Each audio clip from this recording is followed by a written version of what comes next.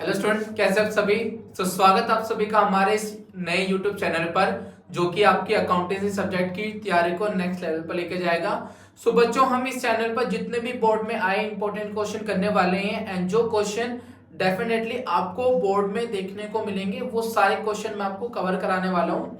सो देखिए, एग्जामिनर हमसे वैसे भी पेपर में देखो क्वेश्चन कॉन्सेप्ट से ज्यादा एप्लीकेशन बेस्ड रहते हैं। मतलब हमें कैलकुलेट करना आना चाहिए। देखो, हम चीजें पढ़ लेते हैं, आप स्टडी कर लेते हो, आपको पता है कि कौन सा अकाउंट क्या बनता है, आपको फॉर्मेट पता चल गया, लेकिन जब बनाने की बात आती है तो वहां पर आप कॉन्फिडेंस लूज कर देते हो। तो वो चीज को मैं यहाँ पे ठीक करने वाला हूँ। मेरी वीडियो में आप लोगों को एक कॉन्फिडेंस मिलेगा, क्योंकि मैं यहाँ पे ज्यादातर क्वेश्चन कराने पे फोकस करूंगा। जितने भी इंपॉर्टेंट क्वेश्चन जो आपको बना लेने चाहिए, जो आपको डायरेक्ट टू डायरेक्ट एग्जाम में देखने को मिलेंगे, तो जो मैं आपको बताऊंगा कि ये क्वेश्चन आएगा तो क्वेश्चन ही आपको एग्जाम में देखने को मिलेगा। ठीक है। सो आज हम स्टार्ट करने वाले हैं भाई। थंबनेल में आपने पढ़ा होगा, आज हम एक चैप्टर स्टार्ट कर रहे हैं, कैश फ्लो स्टेटमेंट। मतलब स्टार्ट तो क्या है, मैं फटाफट उसके कॉन्सेप्ट बता देता हूँ कि क्या क्या आपको बनाना है और कौन से क्वेश्चन आने वाले हैं। ठीक है। सो चैप्टर का नाम जैसे कि है cash flow statement. Cash flow statement ध्यान से सुनते रहेंगे भाई। देखो, बहुत इंपॉर्टेंट चैप्टर है ये। अब मैंने यही क्यों स्टार्ट करा, क्योंकि देखो इसका एक डिफाइंड कंफर्म क्वेश्चन याद करिए बेटा। देखो, एक तो टोटल 8 मार्क्स का इसमें से आएगा, इस बात को ध्यान रखेंगे। टोटल 8 मार्क्स का इसमें आएगा। अच्छा, क्वेश्चन कैसे आएंगे वो भी समझ लो भाई। एक तो बच्चों आपका 6 मार्क्स का कंफर्म, और क्वेश्चन नंबर ये रहेगा आपका 34, जो सबसे लास्ट क्वेश्चन होता है। ठीक है। आपको बोर्ड के पेपर में क्वेश्चन नंबर जो 34 जो मिलेगा ना, वो बेटा कैश फ्लो स्टेटमेंट ही मिलेगा, वो भी 6 मार्क्स का। ठीक है। और वो कैसा रहेगा वो मैं आपको पता ना, एक वीडियो में देखो पॉसिबल नहीं है, मैं आपको सब कुछ बता दूंगा कि कैसे क्वेश्चन आएंगे। अच्छा, इसके बाद बेटा 2 क्वेश्चन आपके रहेंगे एमसीक्यू के, मतलब 1 मार्क्स के, तो टोटल 8 मार्क्स हो गए यहाँ पर। तो इस तरीके से आपको ध्यान रखना है कि ये एक आपको 6 मार्क्स का न्यूमेरिकल देगा, और 2 आपके एमसीक्यू क्वेश्चन देगा जो थ्योरी बेस्ड है। मतलब आपको पता होना चाहिए कि भैया ऑपरेटिंग, इन्वेस्टिंग, फाइनेंसिंग, इसमें 3 एक्टिविटीज होती है, वो 3 एक्टिविटी का आइडिया होना चाहिए। सो जिन बच्चों ने पढ़ लिया उन्हें पता है ऑपरेटिंग, इन्वेस्टिंग, फाइनेंसिंग क्या है। जो अभी पहली बार सुन रहे हैं तो वो लगातार कंटिन्यूअसली मेरी वीडियोस देखते रहेंगे, तो वो उनको भी चीजें पता चल जाएगी। ठीक है। तो 6 मार्क्स यहाँ पर आएंगे, 1 यहाँ पर हो जाएंगे। ठीक है। तो 8 मार्क्स का चैप्टर रहेगा, और एक सिंगल चैप्टर है जिससे आपको 8 मार्क्स मिल जाएंगे। तो देखो एग्जाम में नंबर कैसे मिलेंगे, देखिए। अब यहाँ पर हम थोड़ा सा ओवरव्यू कर लेते हैं कि एक्चुअल में इसका मीनिंग क्या होता है। ठीक है। सो देखो, आपने फाइनेंशियल स्टेटमेंट वर्ड तो सुना होगा। फाइनेंशियल स्टेटमेंट जो कंपनी की फाइनेंशियल पोजीशन को बताता है, कंपनी की अर्निंग को बताता है, कंपनी कितना अर्न करता है ना। सो ऐसे ही ये एक स्टेटमेंट होती है जो कंपनी के कैश एंड कैश इक्विवेलेंट के इनफ्लो एंड आउटफ्लो को बताता है। मतलब इनफ्लो एंड आउटफ्लो कि कंपनी का कहां पर कितना पैसा आया और गया, इनफ्लो एंड आउटफ्लो। ठीक है। अब इस टर्म को करने से पहले एक बेसिक वर्ड याद करेंगे बच्चों।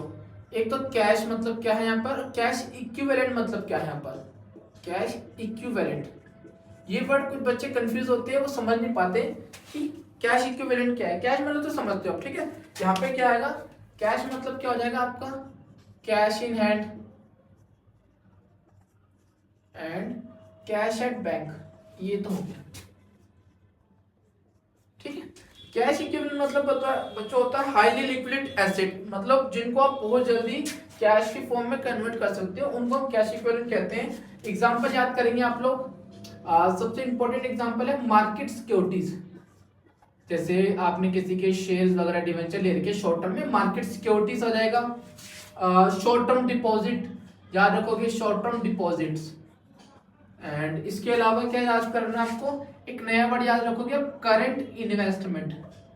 करंट इन्वेस्टमेंट ये भी बच्चों हमारा एक कैश इक्विवेलेंट का पार्ट होता है। अच्छा, करंट इन्वेस्टमेंट में भी याद रखो, आप उसको कैश इक्विवेलेंट कंसिडर करोगे जो करंट इन्वेस्टमेंट की जो मैच्योरिटी पीरियड है वो 6 महीने 3 महीने से कम हो, sorry, not more than 6 month, 3 month, not more than 3 month. ठीक है। 3 महीने से ज्यादा नहीं होना चाहिए इसकी मेजोरिटी।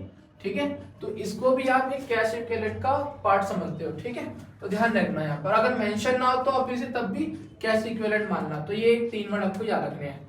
इसके बाद आपको क्या रखना है, इसमें देखो 3 एक्टिविटी रहेगी इस चैप्टर में। फर्स्ट आपके पास रहेगा ऑपरेटिंग इक्विटी, ऑपरेटिंग एक्टिविटीज याद रखेंगे भाई, और बड़ी इंपॉर्टेंट एक्टिविटी रहेगी। सेकेंड एक्टिविटी कौन सी रहती है? इन्वेस्टिंग एक्टिविटी रहती है। एंड थर्ड हमारे पास जो रहता है, थर्ड हमारे पास रहेगा फाइनेंसिंग एक्टिविटी। तो 3 एक्टिविटीज आपके लिए रहेगी पेपर में। अब देखो क्वेश्चन कैसा रहेगा 6 मार्क्स का, या तो बच्चों हो सकता है एक ऐसा क्वेश्चन है जिसमें तीनों एक्टिविटी बनानी है, ठीक है, या एक ऐसा क्वेश्चन आएगा जिसमें एक ये वाली बनानी है और ये वाली, मतलब 6 वाले क्वेश्चन को भी पार्ट में डिवाइड कर दिया, इन्वेस्टिंग फाइनेंसिंग बनाओ, या फिर ऑपरेटिंग इन्वेस्टिंग बनाओ, या फिर ऑपरेटिंग में भी बेटा बहुत, देखो ये सबसे मेन एक्टिविटी होती है और इंपॉर्टेंट भी है, इसमें काफी चीजें निकालनी होती है। तो मे भी हो सकता है 6 मार्क्स में सिर्फ इसी के लिए क्वेश्चन दे दे। इसमें जैसे net profit before tax and x item जो आज हम करने वाले हैं, operating profit before working capital change, तो ये काफी इंपॉर्टेंट रहेगा। तो याद रखोगे आप लोगों को 6 मार्क्स के लिए 3 एक्टिविटी अच्छे से करनी है। इसके क्वेश्चन मैं कराऊंगा जो क्वेश्चन एग्जाम में आ सकते हैं और आए हुए भी है, ठीक है, वो मैं कराऊंगा। एंड आज हम इसका बेस जानेंगे, ऑपरेटिंग एक्टिविटी का बेस, मतलब जिसके बिना ऑपरेटिंग एक्टिविटी आप बना ही नहीं सकते, ठीक है। तो ये कैसे स्टार्ट करते हैं, तो आज का टॉपिक बेटा इसी के ऊपर है।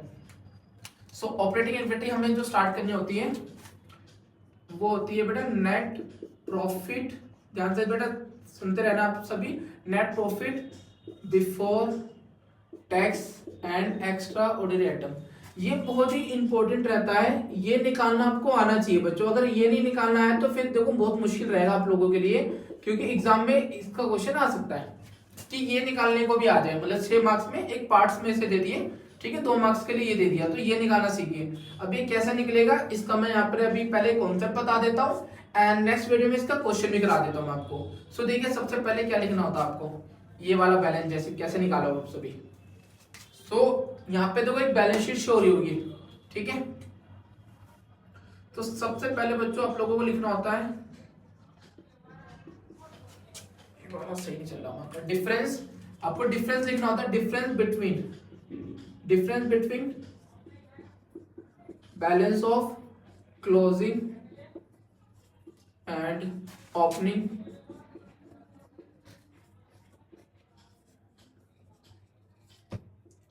Statement of P and L, ठीक है। सो पहले आपको यहाँ एक बैलेंस लिखना पड़ेगा। अब ये बैलेंस कैसे लिखा जाएगा, आपको क्वेश्चन में ना एक कंपैरेटिव बैलेंस शीट मिलेगी, एक नोट टू अकाउंट मिलेगा। कंपैरेटिव बैलेंस शीट मतलब क्या होता है, जिसमें 2 ईयर का बैलेंस होगा। जैसे मैं यहाँ लिख देता हूँ 2024 एंड 2025, इस तरह से आपके पास ना 2 ईयर का बैलेंस रहेगा। सो देखो ये हमारा होता है क्लोजिंग ईयर, ध्यान से देखिए बेटा, इसे क्लोजिंग कह देंगे हम, या आप इसे बोल दोगे करंट ईयर, ठीक है। और ये हमारा ओपनिंग या प्रीवियस ईयर, ठीक है, प्रीवियस ईयर, करंट ईयर, ये दोनों वर्ड याद रखो, करंट ईयर, प्रीवियस ईयर, ठीक है। तो आपको क्या करना है, आपको रिजर्व एंड सरप्लस का ये जो स्टेटमेंट पी एंड एल है ना, रिजर्व एंड सरप्लस, ये एक आपने सब हेड देखा होगा, रिजर्व एंड सरप्लस। तो जैसे बैलेंस शीट दिख रही है आपको स्क्रीन पे, तो एक सब हेड होता है, जैसे एक बैलेंस शीट होती है उसमें एक मेन हेड होता है शेयर होल्डर फंड। तो शेयर होल्डर फंड के अंदर आप जाते हो तो शेयर कैपिटल और नीचे एक और रहता है शेयर रिजर्व एंड सरप्लस, ठीक है। तो उसका डिफरेंस आपको यहाँ लिखना होता है। जैसे यहाँ पे 25 में लेट सपोज यहाँ पे 3 लाख था और 24 में 2 लाख था, तो यहाँ 3 लाख 2 लाख, तो 3 लाख में से 2 लाख गए तो 1 लाख आया। तो ये जो 1 लाख है यही आपको यहाँ पे लिखना है। देखो ऐसे लेट सपोज यहाँ पे 3 लाख था, यहाँ पे 2 लाख, तो इसका 1 लाख डिफरेंस आपको यहाँ लिखना है, यहाँ पे आपको ऐसे 1 लाख लिखना है, ठीक है, समझ गए। ये पॉजिटिव और नेगेटिव दोनों हो सकता है। अब फटाफट इसमें क्या क्या ऐड करते चलना आपको, देखिए ऐड देखिए यहाँ पे सबसे पहले इसमें इंपॉर्टेंट चीज रहेंगी प्रपोज डिविडेंड। प्रपोज डिविडेंड बेटा एक तरह से कॉन्टीजेंट लायबिलिटी होती है। कॉन्टीजेंट लायबिलिटी मतलब कंपनी ने अपनी एनुअल जनरल मीटिंग में डिस्कस करा था कि भैया हम आपको साल के एंड में इतना डिविडेंड पे करेंगे, मतलब एक ऑफर होता है कि कंपनी ने ऑफर दिया कि हम आपको इतना डिविडेंड पे करेंगे। तो साल के एंड में फिर जो हमने डिसाइड करा था, मतलब जो स्टार्टिंग में, मतलब हमने यहाँ पे प्रीवियस ईयर मतलब ओपनिंग में जो डिसाइड करा था वो लास्ट में पे करेंगे। तो यहाँ पर propose dividend of previous year, जो प्रीवियस ईयर का प्रपोज डिविडेंड का वो हम यहाँ पे ऐड करेंगे, ठीक है। जब आपको 2 ईयर का मिला होगा तो आपको प्रीवियस ईयर वाला यहाँ पर ऐड करना है, यहाँ पर, ठीक है, यहाँ पे एक बैलेंस आ जाएगा। इसके अलावा आपको एक डिविडेंड और करना पड़ेगा, इंटीरियम dividend paid during the year. देखो बीच में भी हम हर 3 महीने 6 महीने के बीच में ना हम एक और डिविडेंड पे कर देते हैं, जिसको हम इंटीरियम dividend paid during the year, ये कह देंगे, ठीक है। तो ये वाला बैलेंस आपको यहाँ पर ऐड करना है, ये भी ऐड हो जाएगा जी। इसके अलावा आपको क्या रखना है भैया, प्रोविजन फॉर टैक्स, ये भी एक इंपॉर्टेंट पार्ट होता है, ठीक है। टैक्स में अपने प्रॉफिट में से हम इसको भी डिडक्ट करते हैं। तो प्रोविजन फॉर टैक्स मतलब हम फ्यूचर में कितना टैक्स पे करेंगे, तो उसके लिए एक अनसर्टेन अमाउंट हम निकाल के रखते हैं जो प्रॉफिट में से डिडक्ट होता है। जो चीजें बेटा हम माइनस करते हैं ना, हम उसको ऐड बैक करेंगे, मतलब रिवर्स करेंगे। तो प्रोविजन फॉर टैक्स, अब अगर आपके पास मेड ड्यूरिंग द ईयर, मतलब इस साल हमने कितना प्रोविजन फॉर टैक्स निकाला, ठीक है। एंड अगर बच्चों आपके पास प्रोविजन फॉर टैक्स के दो बैलेंस हो, current year and previous year, तो कंफ्यूज मत होना। जैसे सॉरी यहाँ पे करंट ईयर प्रीवियस, तो आपको कौन सा वाला लिखना है, आपको करंट ईयर वाला, करंट ईयर वाला कि इस तरह अगर हमारे पास ये दो बैलेंस दे रखे हो इसके, तो ये ऐड बैक करेंगे, ठीक है। बाकी इसमें और भी डिफरेंट चीज होती है, वो मैं आगे कराऊंगा। अभी बस एक हल्का सा वो देख रहे हैं हम कॉन्सेप्ट। एप्लीकेशन में आपको चीजें ज्यादा क्लियरिटी रहेगी जब मैं इसकी एप्लीकेशन कराऊंगा। ये आपको तीनों ऐड करनी है। चौथा हमारे पास रहता है extra ordinary items, extra ordinary items if debit. अब ये क्या रहता है एक्स्ट्रा ऑर्डिनरी, इसका मतलब जान लो पहले, तो आपको ज्यादा इजी रहेगा, क्लैरिटी रहेगी। देखो इसका मतलब होता है जो एक तो नॉन रिकरिंग हो, ठीक है।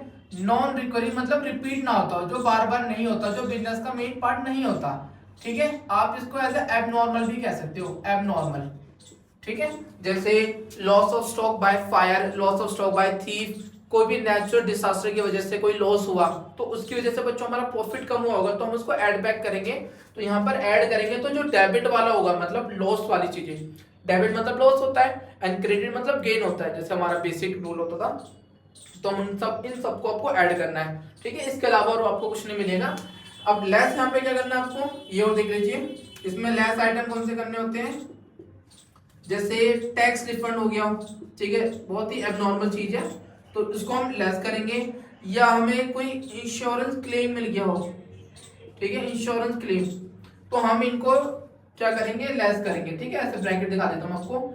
एंड इसको करने के बाद जो बैलेंस आएगा, इन सबको एडजस्ट करने के बाद जो बैलेंस आएगा, उसी को हम कहने वाले हैं net profit before tax and extra ordinary item, ठीक है। तो ये बैलेंस इस तरीके से निकलता है।